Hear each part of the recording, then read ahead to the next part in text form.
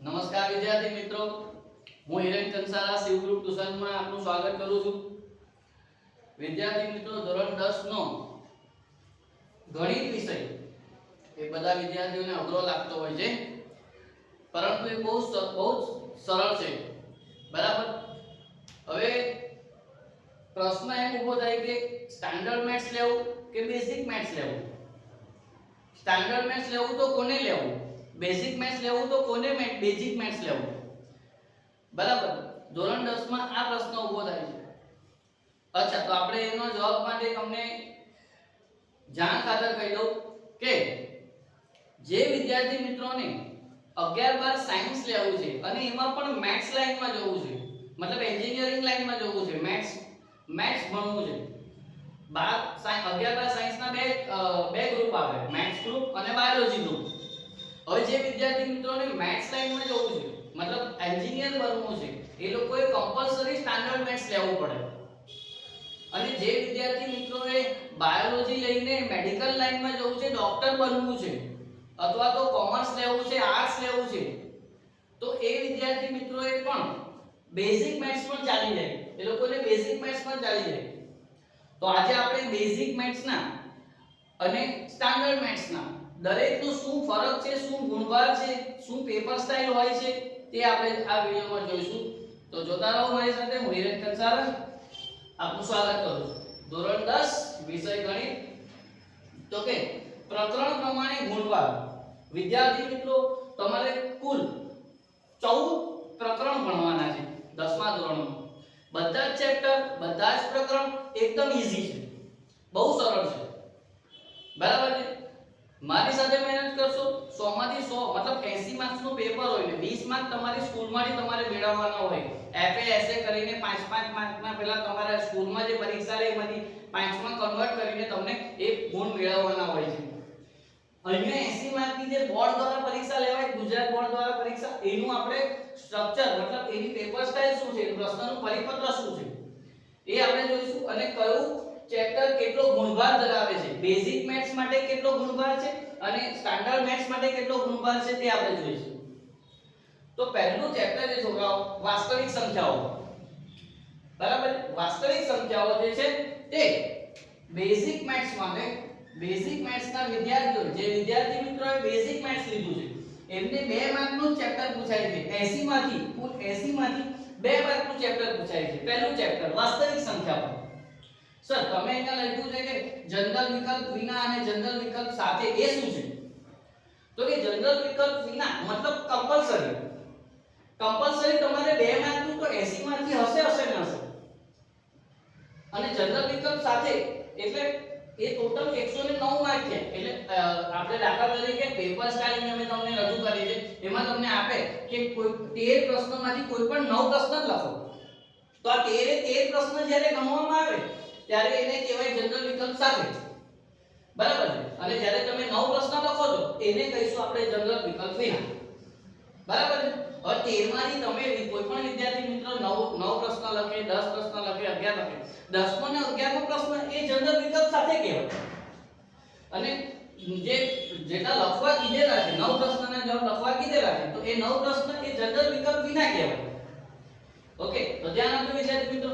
તો વાસ્તવિક સંખ્યાઓ જનરલ વિકલ્પ વિના એ 2 માર્કનું ચેપ્ટર પૂછાય છે, અને જનરલ વિકલ્પ સાથે પણ એ તો 2 માર્કનું છે. બરાબર. અને એ સ્ટાન્ડર્ડ મેથ્સ વાળાને એ ચેપ્ટર 4 માર્કનું પૂછાય છે, અને જનરલ વિકલ્પ સાથે પણ એ 4 માર્કનું છે.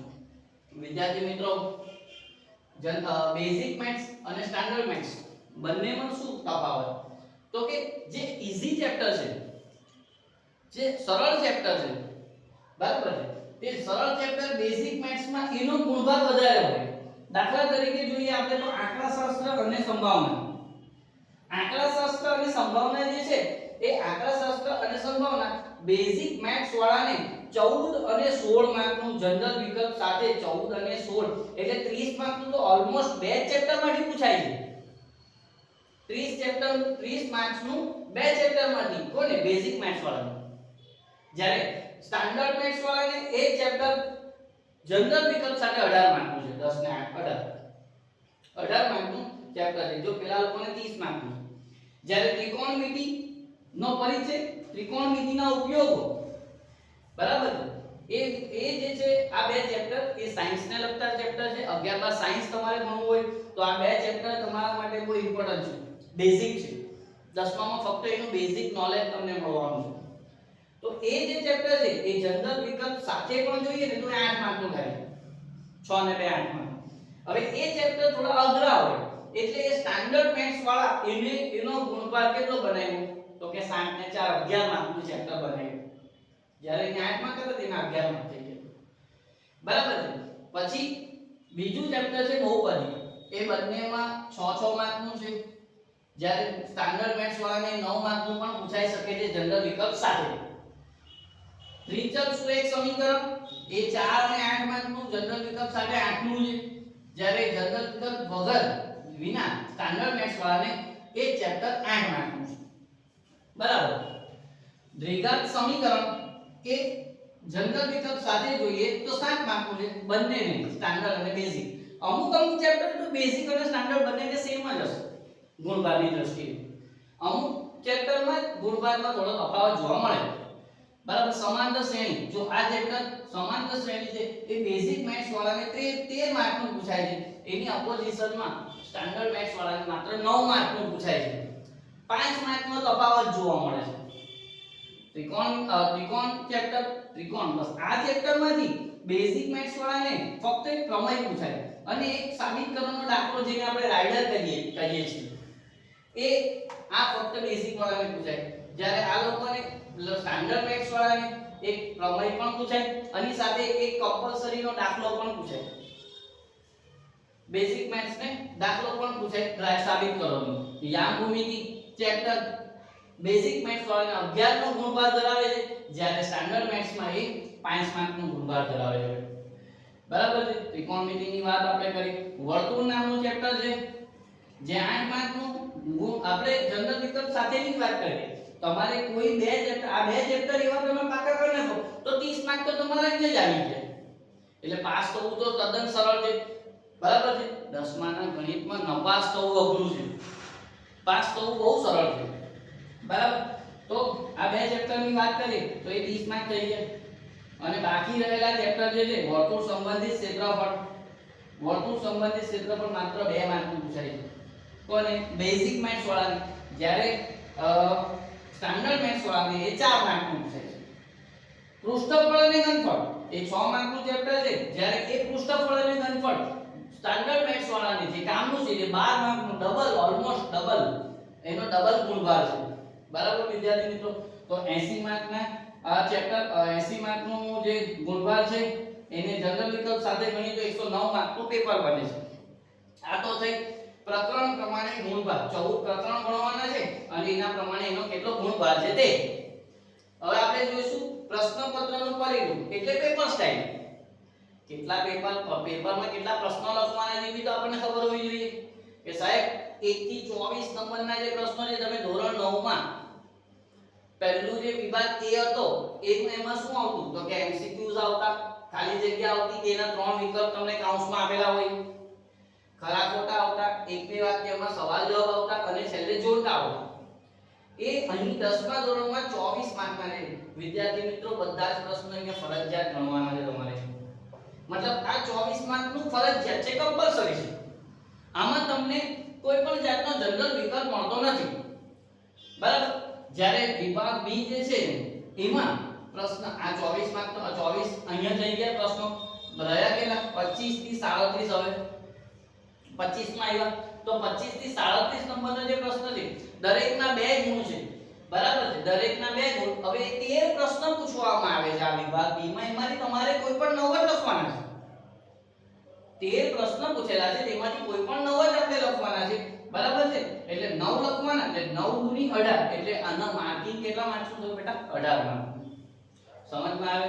9 માં 9 પ્રશ્ન 2 માર્ક 18 માર્ક, ટોટલ 9 દુ 18 માર્ક. વિભાગ C જે છે હવે 37 નંબરનો પ્રશ્ન અહીંયા પૂરો થયો, એટલે 38 થી 46 નંબરનો જે પ્રશ્ન છે એ વિભાગ C માં આવે. એમાં દરેકના 3 ગુણ હોય અને એ 9 માંથી કોઈ પણ 6 પ્રશ્ન તમારે લખવાના છે. 9 માંથી 6 પ્રશ્ન લખવાના છે. એ 6 પ્રશ્ન નો દરેકનો 3 માર્ક છે તો 6 ટાલી 18 માર્ક્સ એના થઈ ગયા. ઓકે, હવે આવ્યા વિભાગ ડી. વિભાગ ડી એ પ્રશ્ન નંબર કયો? અહીંયા 46 પૂરો થયો તો 47 થી 54 નંબરનો જે પ્રશ્ન છે 47 થી 54 નંબરનો પ્રશ્ન એ દરેકના 4 ગુણ હોય છે એ વિભાગ ડી માં. એમાં તમારે 8 પ્રશ્નોમાંથી કોઈ પણ 5 પ્રશ્નો લખવાના છે. 8 પ્રશ્નોમાંથી 5 પ્રશ્નો અને 5 પ્રશ્નો દરેકના 4 ગુણ એટલે 5 ચોક 20 માર્ક્સ થયા ને. એટલે આમ ટોટલ પહેલો વિભાગ એ વિભાગ 24, બી વિભાગ ને સી વિભાગ બંને 18 માર્કના અને વિભાગ ડી એ 20 માર્કનો. આમ ટોટલ તમારું વિદ્યાર્થી મિત્રો 80 માર્કનું બોર્ડનું ગુજરાત બોર્ડનું પેપર બને. બરાબર, એટલે આ 80 માર્કનું આ પ્રમાણેનું પેપર છે બેટા. ઓકે, તો કોઈ પણ પ્રકારનો પ્રશ્ન હોય કમેન્ટમાં તમે કરી શકો છો, હું એનો જવાબ આપીશ. બરાબર છે, અને વધુ માહિતી માટે અમારી ચેનલને ફોલો કરતા રહો. થેન્ક યુ, જય હિન્દ.